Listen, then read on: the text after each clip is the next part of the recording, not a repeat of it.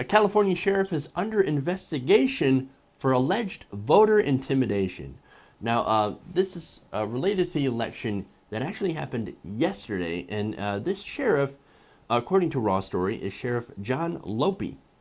Now, according to this story, his deputies assisted the Attorney General's office in the Siskiyou County to investigate some alleged voter fraud claims that happened last week.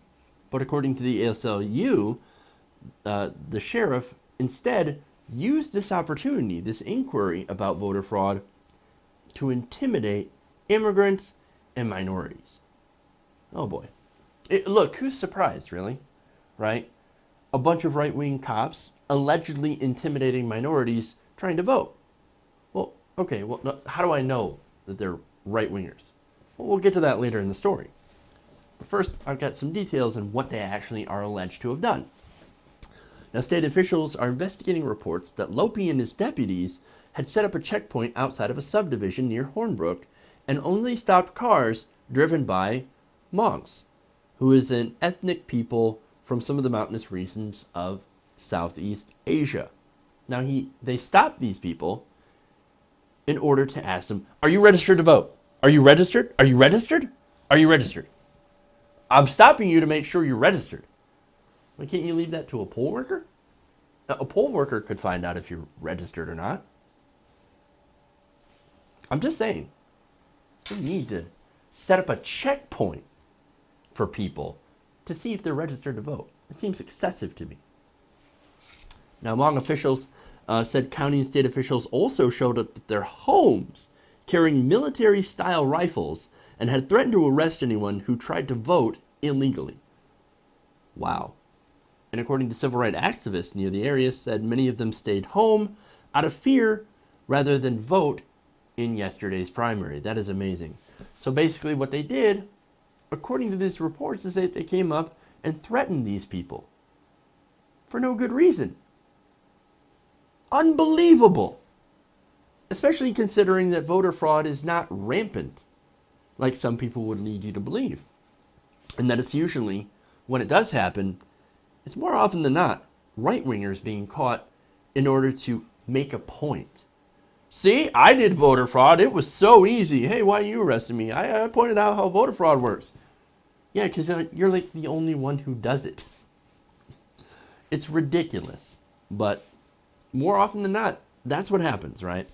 And look, whatever fraud that there is, and I'm sure there is now and then, well, it doesn't really move the needle in a big election in that big of a way. So why was this guy so gung-ho about voter fraud? That's the same reason every right-winger is worried about voter fraud. They don't want minorities to vote. As well as certain ballot initiatives, I guess, that certain people might support. In fact, according to Andy Fusso, who's founder of Siskiyou Forward PAC, he's got an idea of why he wanted to depress the turnout yesterday. He said the sheriff may have been trying to squash voter turnout to influence the passage of two measures related to one banning outdoor marijuana growing and another one that would raise sales tax by 0.5 cent in order to build a new county jail. So basically what I'm getting from this is that he was trying to stop dirty hippies in their outdoor pot and to stop the government from raising the sales tax by 0.5 cent. Sounds kind of plausible to me, right? Especially since this guy, looking into him, well, we find out that he's an oath keeper and a member of something called the Sagebrush Movement. Now, he also hosts lectures on his interpretation of the Constitution. You know who that interpretation lines up with a lot? The Bundys. Remember the Bundys? Yeah. The Bundy clan. The ones who are in prison right now and saying, oh, well, I'm in prison, but I should still have my gun. No, that's not how prison works, dude. I'm surprised you don't know how prison works. But anyway, yes, he's aligned with those guys.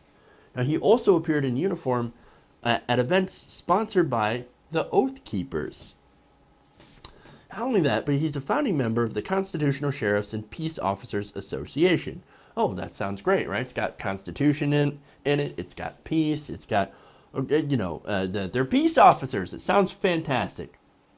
Now, this group was founded by former Arizona Sheriff Richard Mack. Now, Richard Mack is the guy that thinks that sheriffs have the right to judge what laws are constitutional. They're sheriffs, not justices. It's not how that works. Now, there's even actually more crazy involved in this group, because some of them are the sovereign citizens. There are people that are from the sovereign citizens movement in it. And of course, people that think they can aim guns at federal officers whenever they feel like it, instead of going through the actual law to get things done. This is who this guy is associated with. So is it any surprise that people like this, who believe in these crackpot interpretations of the law, wouldn't harass minorities exercising their right to vote? Seems like they would. Seems like this is exactly the kind of guy that would try to stop minorities and poor people from voting. This is what they do. They don't like immigrants, they don't like minorities, and they apparently really don't like it when those two groups try to participate in democracy.